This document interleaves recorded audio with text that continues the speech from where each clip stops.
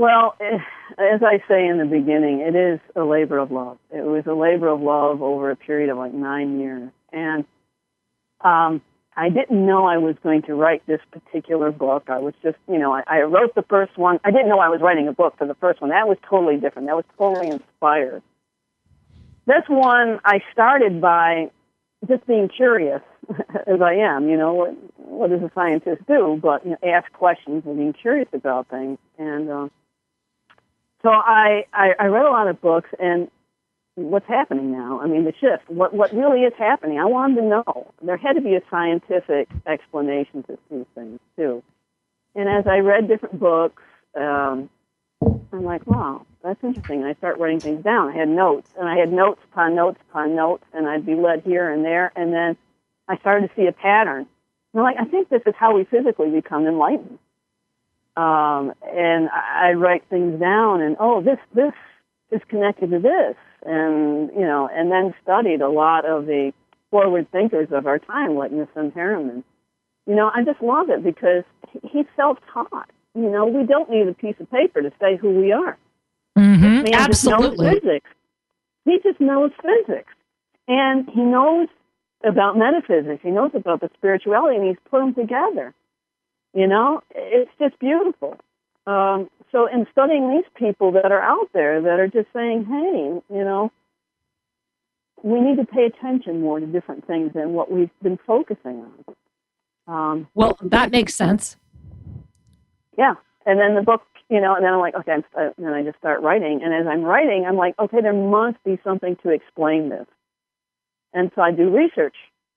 And I would find some things that really do explain it, or really could explain it, or we're almost on that precipice of explaining what the mystics have known for centuries and what a lot of us just know intuitively.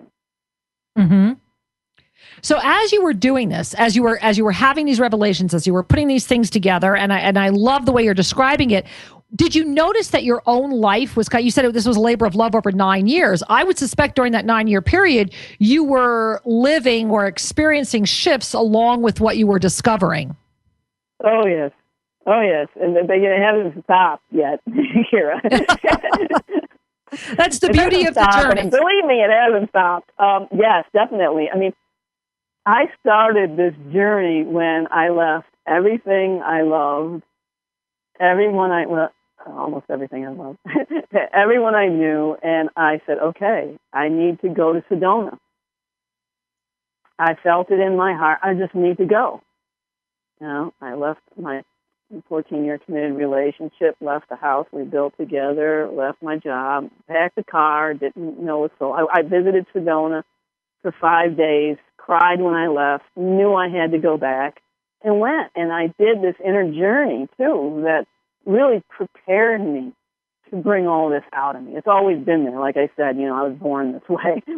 but something had to happen to activate it, to get it all out. And that's what the journey was. Beautiful. Well, I love that you had the courage to do it, because one of the steps that all of us take as we move into our enlightened state of being, and we call it the gift of self-ascension, remembering the truth of who we are while we're still informed, is we at some point have to have the courage to say, I'm following that deep calling, and I'm maybe flying in the face of what would be considered to be acceptable or not, but I know I need to follow this calling. And we celebrate you for doing that, because I know that took an enormous amount of courage to not only do, but to keep moving. The Spirit always says, you got to keep saying yes. We don't just say yes once. We're constantly having to re-up, so to speak. Oh, yeah. But you know what? Once you step through the door, you can't step backwards. I've tried that a couple times. I was like, no. Don't go there. You can't go I think we all tried that a couple times just to prove how hard it is. Yeah. Well, as there's times I want to roll over and go back to sleep. Indeed. Yeah, exactly. Because it's so much easier. I'm scraping the ice off the windshield the other day, and I'm like, will I ever go back to just a normal life? And of course, the answer is no. Like, right. Yes. What is that anymore?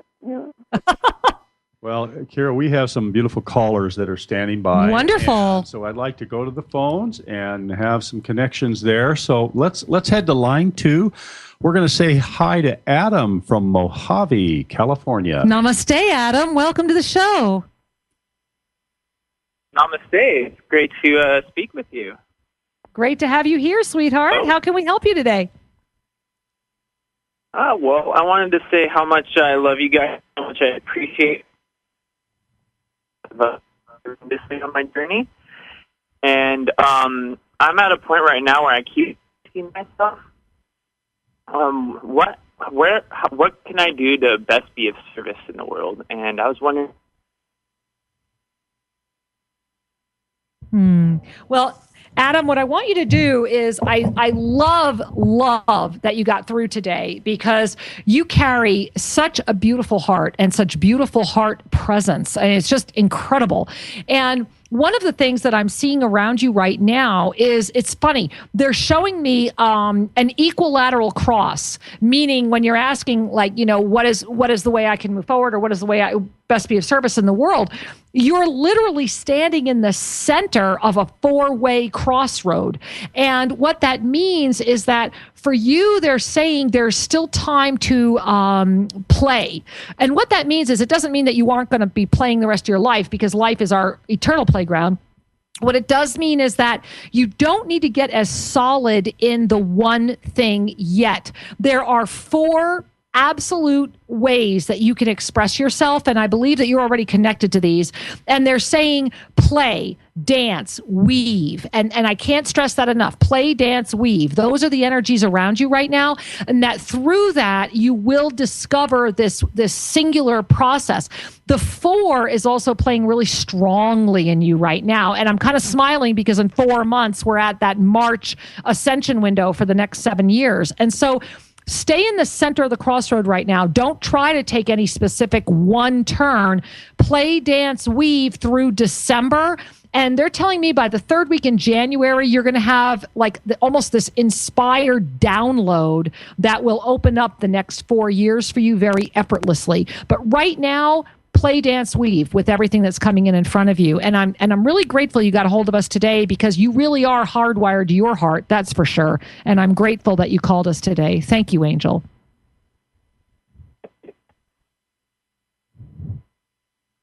All right. Our connection just is a little bad right there. But Adam, we say blessings to you and thank you.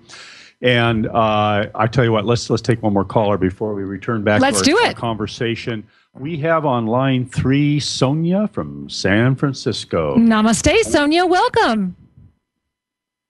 Hi, guys. Thank you for taking my call. It's our pleasure. How can we serve you? Can you hear me? We can hear you. Thank you so much. I just wanted to, just check in and see. I've been on my path for 2 years now. I've been dealing with some health issues, and it's just kind of up and down, and I try to stay on and really try to stay focused, and it brings me down, and then I'll get up again, and then brings me down again. So it's really hard physically and mentally to stay grounded when at a time like this. So I've been meditating, I've been using my crystals and staying on path. Is there something more that you can tell me? Well, I love that as you're sharing, you are so connected that these beautiful, it's like you have a legion of ascended beings around you. And I mean, a lot of beings around you. And they all keep saying the same thing, not to worry. They're just saying that it's important for you that the more that you can let go of worry and fear, the faster you will move forward. They're also telling me your feet. They're showing me like an Epsom salt bath, that it would be very good for you every single day to do something for your feet. You also might want to, if you have a piece of tourmaline, they're saying put it on the floor, put your feet on it, breathe that energy in around your feet, but also to be soaking your feet in Epsom salts every day, because right now your feet are actually the gateway to your healing. And so the more that you can give that attention, the better. They're also saying be reassured. Everything is smoothing out, and that the breath of life, your internal breath, will calmly bring you to the centered place, but that the greatest gift they can offer you right now is reassurance that everything is really flowing and that the experience that you're having right now is actually preparing you for the greater gift ahead. And your gateway, for whatever reason, is 7. By next July, it's like your life is totally different. So stay the course, my love. Just stay the course. And I'm really grateful you got through to us today. We love you. Thank you, Sonia. Thank you. Namaste. Thank you, guys. Namaste, dear one. Many blessings. And so we're talking today with Joan Cerio, and she was telling us a little bit about her latest book, Hardwired to Heaven.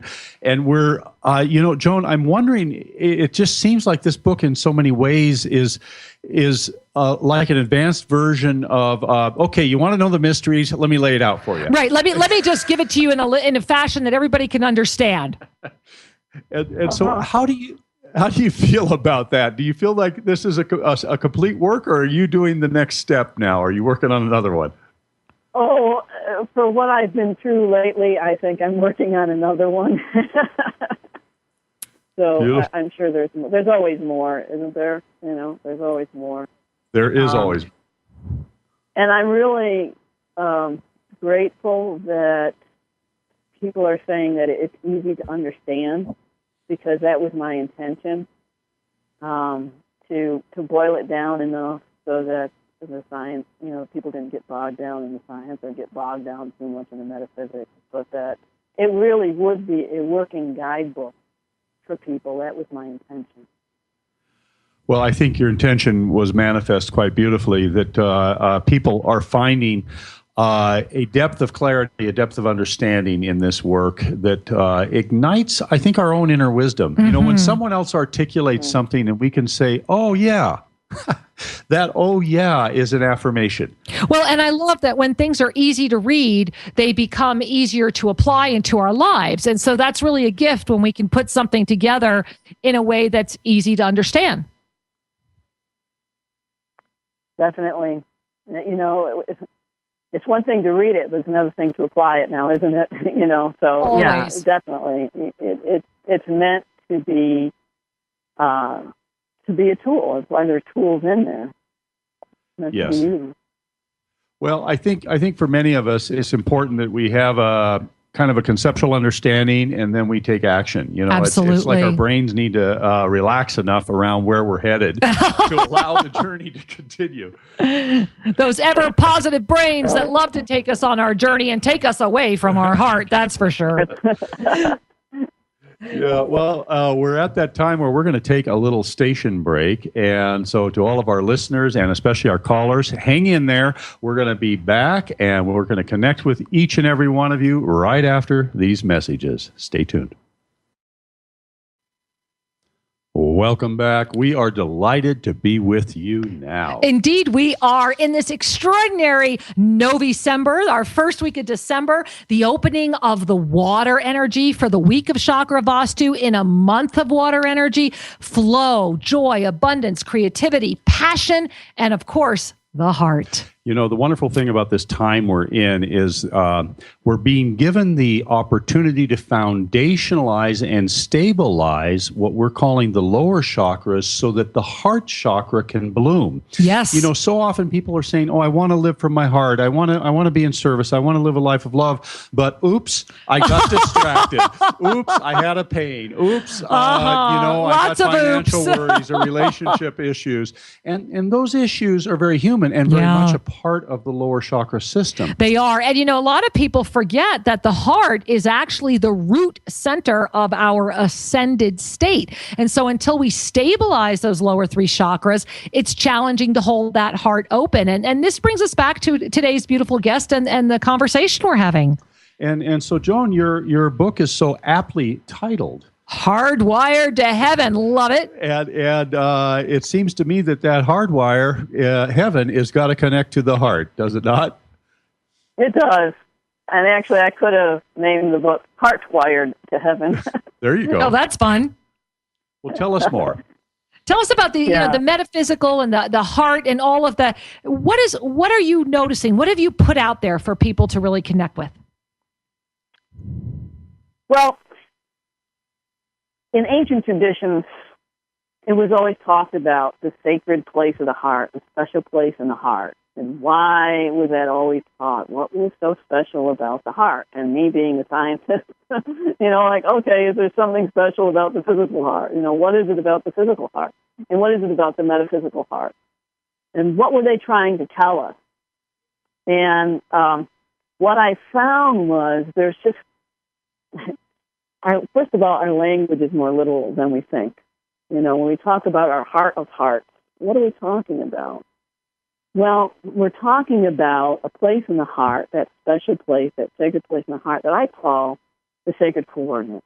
If you do a cross-section of the heart, the physical heart, there's 4 chambers in the human heart. And so there's tissue that's separating them that can form a cross. And what came to me one day was that we're living in this unified field of energy that's creating everything, and it's a spiraling grid, and the grid has an XY axis, it has all these points and these spirals, these lines that cross. I'm like, wow, that's your home base in the universe. That's your heavenly home that we talk about, and that's where your essence was born, out of that place in the unified field.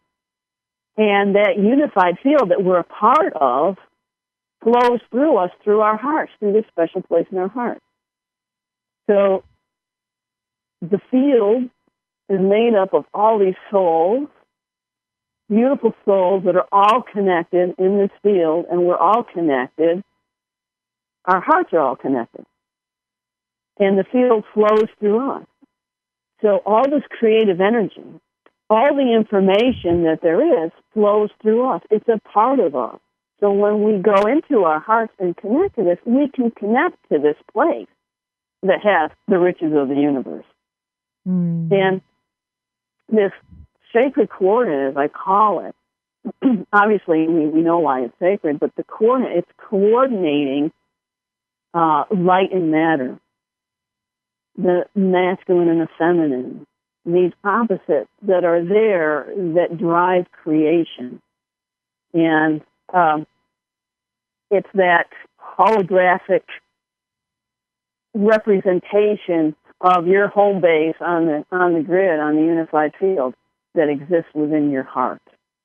And I think that's what makes it so powerful. And for me, I was brought up Catholic, so this is easy for me to talk about. But looking at the pictures and the paintings of Jesus and him pointing to his sacred heart and seeing the flames coming out of it, this is your powerhouse, And then to see the ascended Jesus with a halo, and there's this cross in the halo that looks like a sun cross, which is a circle with a cross within it, which is the representation of a sun in astrology. And he is the Son, S-O-N and S-U-N, of God, and these things and more shall you do. And so when we really open and connect our hardware connection, which is fueled by this pineal gland awakening, and we connect that, then that, we glow as within, so without. So the heart, as his heart would glow, we're glowing on the outside too. So our aura, all of this, is shown in this way because it's the key to what's really going on in the heart.